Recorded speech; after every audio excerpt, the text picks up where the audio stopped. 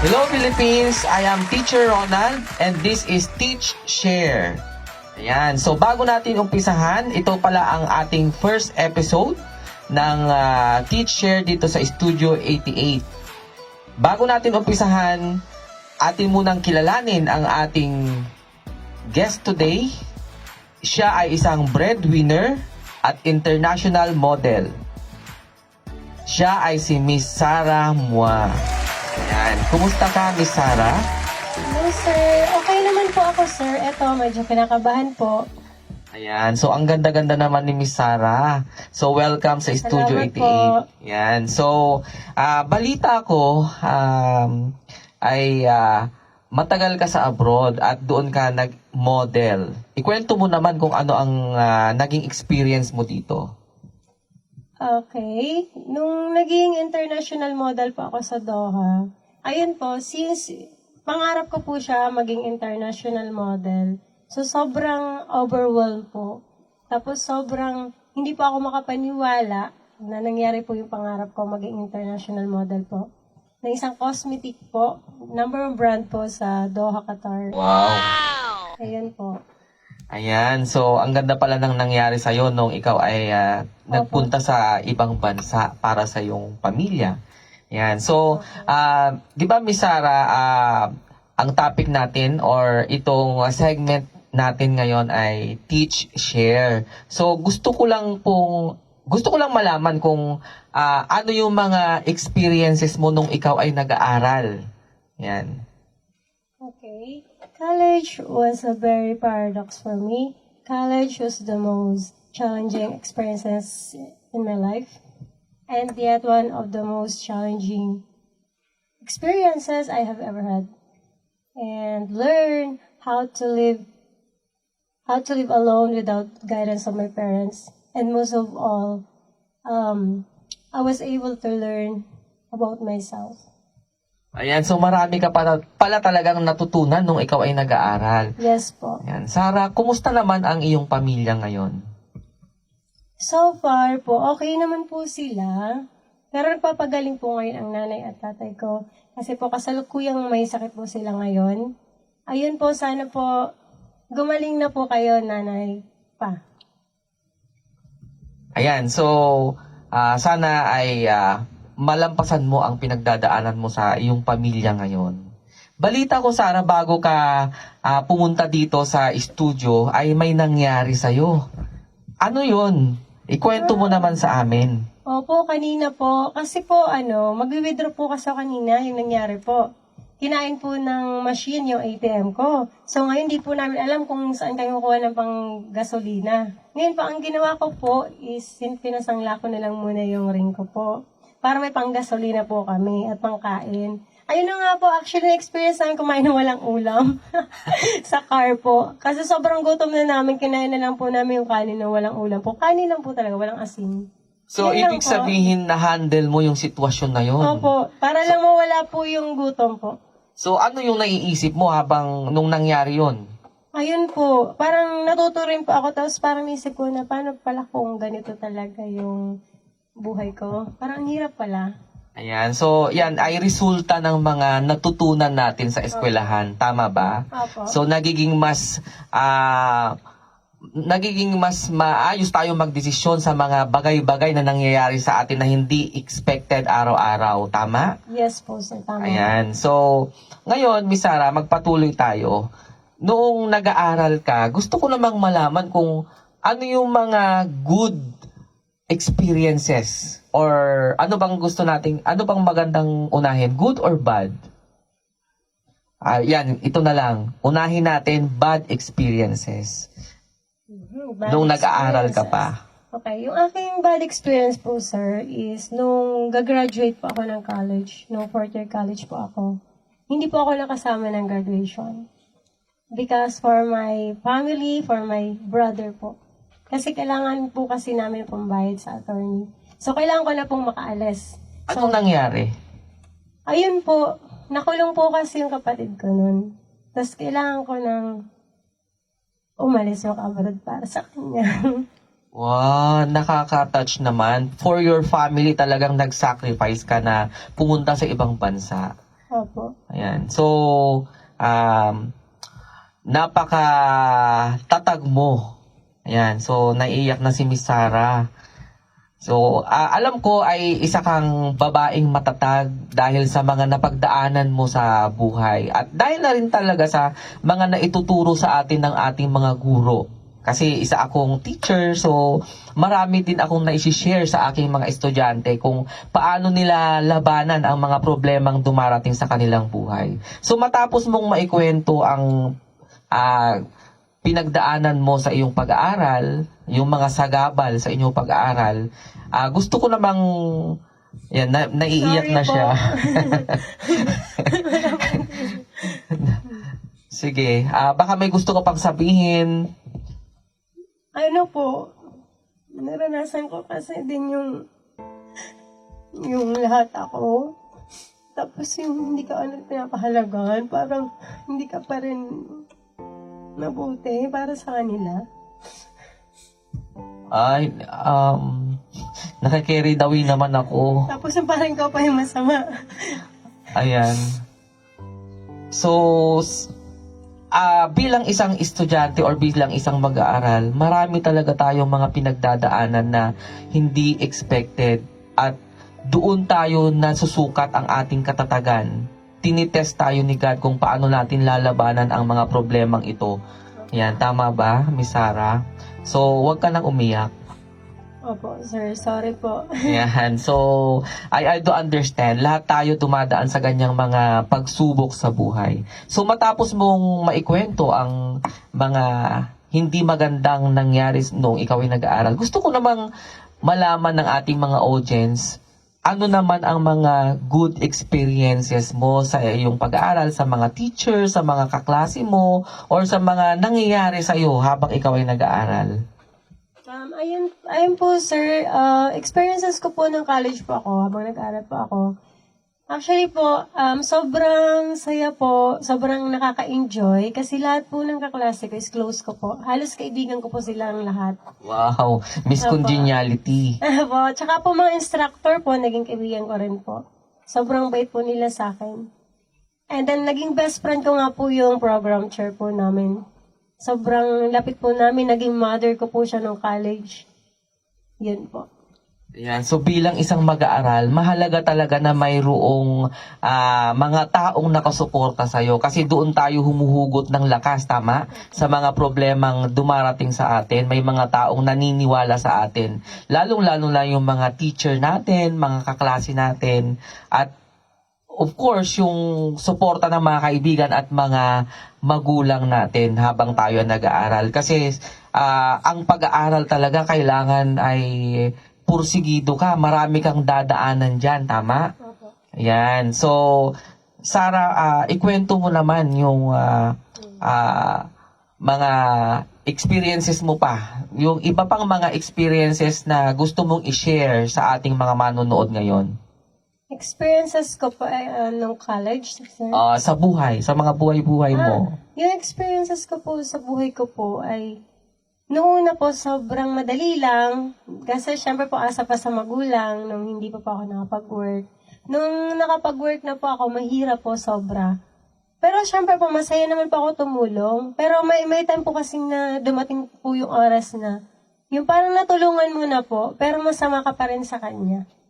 Parang nakaka-relate ako dyan. Opo. Tapos parang nakalimutan po nung tao na yon na natulungan ko po siya. Pero po hindi ko po yun pinansin. Basta po nakatulong po ako. Okay lang po na ibalik sa akin, hindi po maganda. Basta po nakatulong po ako. Kasi, actually po kasi hanggat meron po ako kahit wala na pong matira sa akin, itutulong ko po talaga sa taong nangailangan po. So, si Miss Sarah Mua pala ay isang matulunging tao. And the good thing in that is talagang kailangan natin na tumulong sa ibang tao. Sabi nga nila, di ba, na dito sa mundo ay kailangan ay magtulungan tayo kasi wala naman tayong patutunguhan kundi tayo-tayo lang din sana yung magtutulungan. Opo. Ayan. So, Miss Sarah, tanong ko lang, nakatapos ka ba sa pag-aaral? Opo, sir. Nakatapos po ako ng HRM po. Yan, very good. So nakatapos ka naman talaga sa pag-aaral at Opo, nai-apply mo ba yung mga natutunan mo? Opo, sir. Sa abroad po, nung naging receptionist po ako sa Doha, Qatar po. Yan. So, marami tayong mga nanunood ngayon ng mga mag-aaral. Ano naman yung maipapayo mo sa kanila sa kanilang pag-aaral ngayon? Lalo na sa panahon ngayon, ang daming mga distraction, nandyan yung social media distraction, nandyan yung peer pressures. Ano mga maipapayo mo sa kanila? Okay po. Ang mapapayo ko po sa inyo na kabataan po ngayon na nag-aaral, mag-aral po kayong mabuti at mahalin niyo po ang mga magulang natin at saka maging eagerness po kayo sa pag-aaral. Pagbutihin lang po natin para yung mga pangarap po natin is matupad po natin. Lalo po sa panahon ngayon, kailangan po talaga magkaroon tayo ng magandang trabaho sa pamamagitan ng natapos natin. Kung ano mang kurso pong kukuhanin natin in the future, makakatulong po sa atin at sa ating pamilya po. Yun lang po. At isa pa po, huwag na muna pong mag-boyfriend. Kaya, makinig lang po tayo sa magulang natin palagi at magdasal po tayo palagi. Para po, lagi tayo makaiwas sa mga hindi magandang pwedeng mangyari po sa atin. Yun lang po.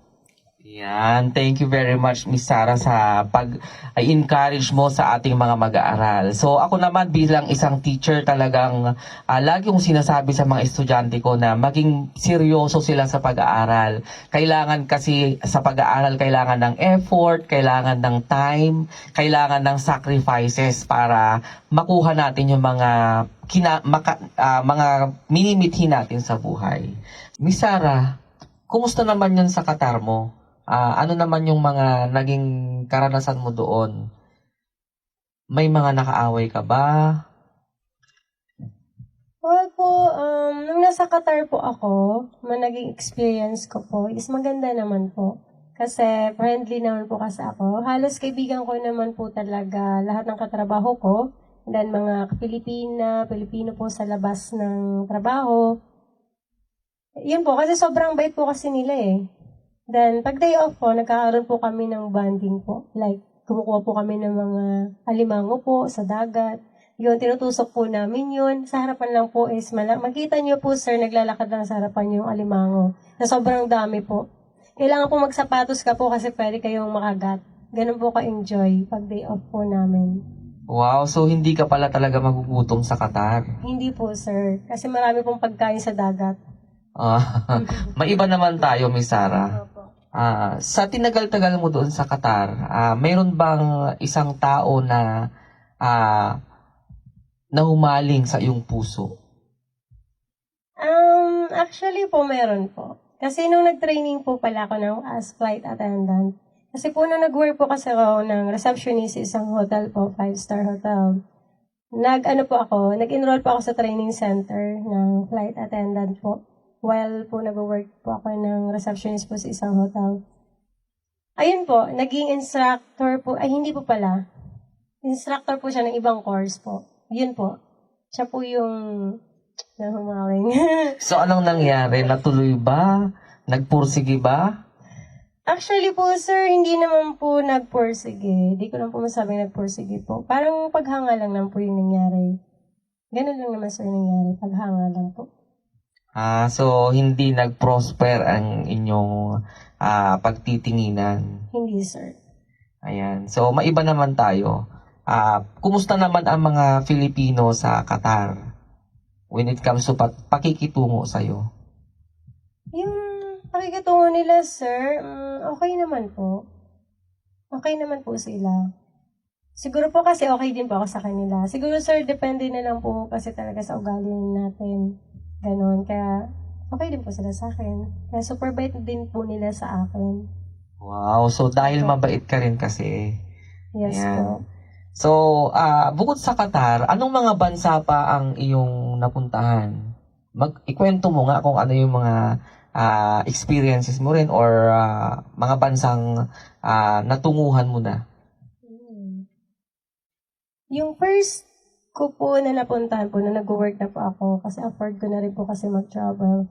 Nag-try po ako sa UAE po. Bali po kasi doon po kasi ang kaibigan ko during that time. So, wala po siyang kasama kasi Christmas time. So sabi niya, Sarah, okay lang bang puntahan mo ko dito kasi homesick daw po siya.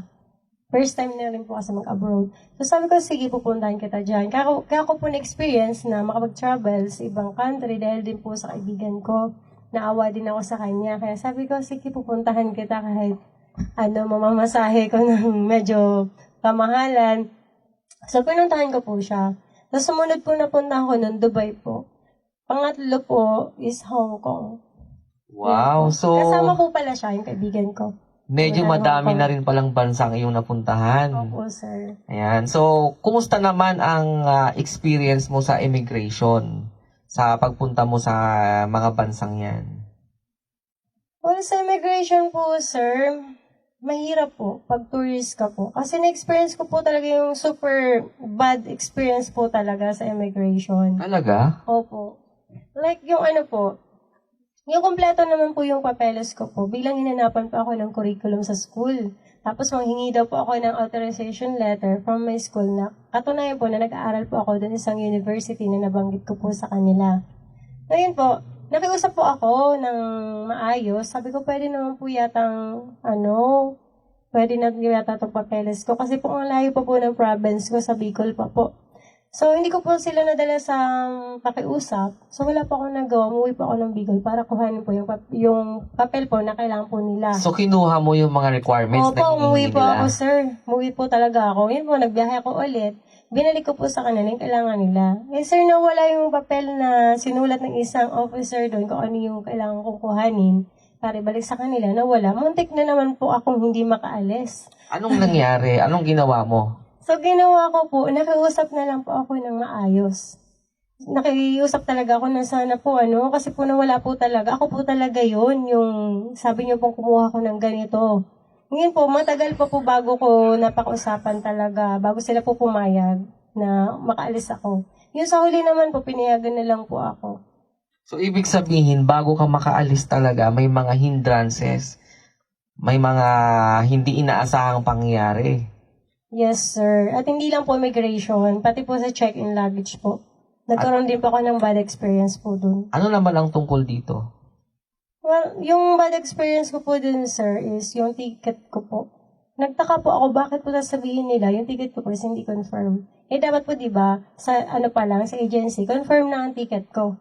Kasi kailangan talaga i-confirm yun para makaka-alis ka talaga. Kasi ticket po yun eh. Nung nandun na po ako, nagulat po ako. Bilang sinabing, hindi daw po confirm ang aking ticket. Tapos yung mga ID po nila, mga nakatalikod na. Yung mga staff po sa harapan ko. So, something fishy. So, hinayaan ko na lang po. Ganun po nangyari. Ganun po yung experience ko sa check-in po ng luggage po. Ayan, grabe pala yung mga pinagdadaanan mo pag nagpupunta ka sa ibang bansa. So, at least nagkaroon ka ng mga ganong experience na sa mga pagsunod mong pagpunta ay alam mo na yung gagawin mo. Eh, kumusta naman ang immigration ngayon na sanay ka na? Sanay na ako, sir. Sa dami ko ba naman pong experience? Kung ikwento ko po ngayon, ang bad experience ko sa immigration, madami po. Kukulangin po ang 30 minutes. Pero okay na ngayon sa immigration? Ngayon, kasi since working na po ako, yung papeles po is sobrang okay naman na ngayon. Pag working visa po. Pag tourist po, medyo mahirap po talaga. Marami po silang hinahanap ng isang papeles na imposible po na makuha mo nung time na hinihingi po nila. Yun. So, ibig sabihin, sa buhay ng isang tao, dumarating talaga ang mga pagsubok na ganito na kailangan nating lampasan. So, thank you, Miss Sarah Mua, sa iyong pagbahagi ng iyong mga karanasan dito sa immigration at sa buhay mo. Maraming salamat at sana ay maging inspirasyon ka ng mga iba ring mag-aaral na nag-aaral ngayon, na nahihirapan, na gustong maging matagumpay sa kanilang buhay. Maraming salamat. Maraming salamat din po, sir. So, invite mo naman sila. Mayroon ka bang gustong i-promote? Meron po, sir. Thank you po. Please, subscribe niyo po ako sa aking YouTube channel. Actually po, bago lang po siya. Pero sana po, please like, share, and subscribe po. Ang pangalan ko po sa YouTube is Sarah Mua din po. And Instagram, Zay_Sun14. Then my Facebook is Zara Moa din po. Please po, like, share, and subscribe. Salamat po. Ayan, thank you, Miss Sarah. Ayan, Thank you din po, sir. Na-inspire tayo sa kwento ni Miss Sarah Mua ngayon. So, abangan natin ang mga susunod pang kwento dito sa segment na Teach, Share ni Teacher Ronald. Ayan, so, bago ko makalimutan, i-subscribe nyo din po ako sa aking YouTube channel, Ronald Nisperos, sa aking Facebook account, sa aking TikTok account, and Instagram. Thank you very much and mabuhay. Thank you po. Thank you! Thank you.